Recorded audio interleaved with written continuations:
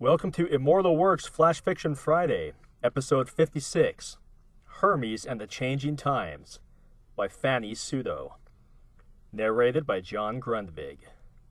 Hermes was bored. Everything about him seemed awfully drab. He sat on his bar chair, sipped heavy red wine, and reminisced about the time when his family was still fun. Zeus used to chase after his tail, telling Hera he worked overtime while actually dancing the horizontal tango with his secretary. Hera made a scene and threw Zeus's dirty underwear out of the window.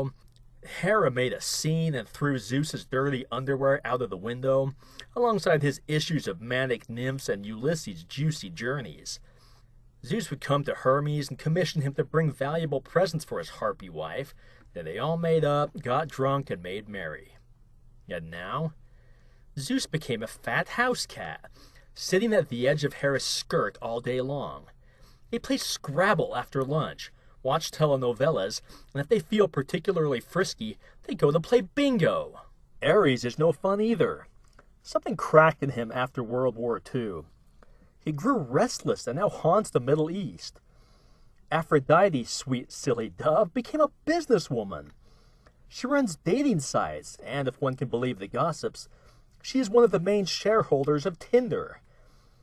The only one who wasn't touched by the senility of old age and the bane of modern times was Hades. Love and warfare might have changed, but death always remained the same. Olympus used to be the best place to party. A 5-star mountaintop bar with a killing view, and wines constantly flowing from Dionysus' best barrels. Now the place felt like a bad retirement home. And the humans. Bloody Hades, they cared more about imaginary monsters in their phones than they did about their gods. "Can I get you another one?" asked the bartending intern. One of Dio's left-hand children, no doubt. "Yeah, but make it strong. This donkey piss you gave me before only made me feel more miserable." "I'll try," answered the girl and disappeared in the cellar. "Abusing my poor Riesling, are ya?" said the man who turned up from nowhere. He had a deep red nose and a very respectable belly he pushed up against Hermes. "I wouldn't dare," protested Hermes. "But I have to tell you, your wine isn't what it used to be. This whole damned world isn't as it used to be. Everybody grew old. You're losing your hair. Aphrodite complains about wrinkles and cellulites." "You're no spring chicken either. You're just in denial. You think your body takes liquor the same way it did a few hundred years ago? If you continue like this, tomorrow morning your head will be as heavy as the backside of a centaur." "I know.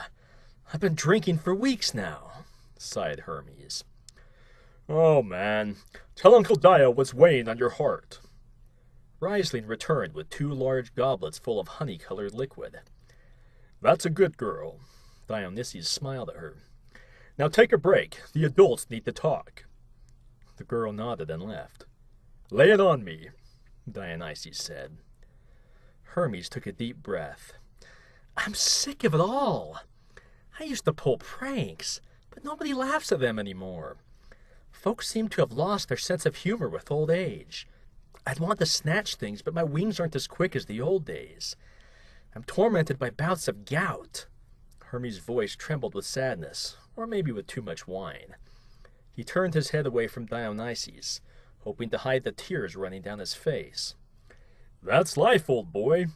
Have you thought about finding a new hobby? I heard Poseidon is running rather good senior aqua fitness classes." "Are you kidding me?" Hermes smashed his goblet on the counter. "Well, then maybe something more relaxing. Book club with Athena, or miniature painting with Apollo. There's got to be something more productive than drinking." Look who's talking. I want my old life back. I don't care about embarrassing old people's things the others do. "Right," Dionysus said and disappeared. "Typical," grumbled Hermes and continued drinking. However much he drank, the goblet refilled itself, and so Hermes bided his time until morning turned into afternoon. "I have a cunning plan." Dionysus appeared on the counter and almost gave Hermes a heart attack. "I have a mission for you.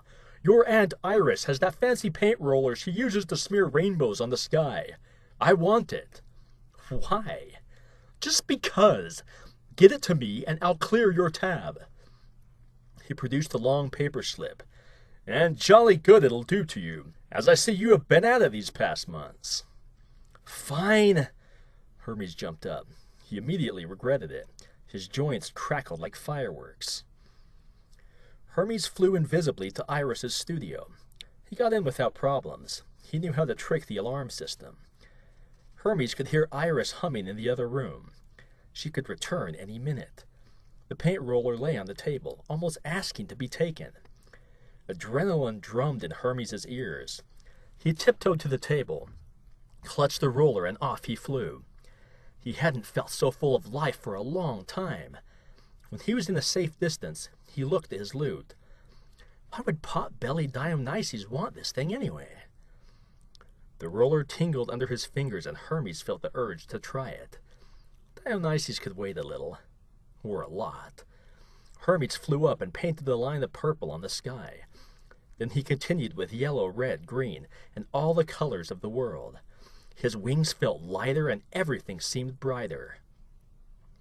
As Dionysus and Iris clanked their glasses on the bar's terrace, Hermes realized that for once, it was him who had been tricked.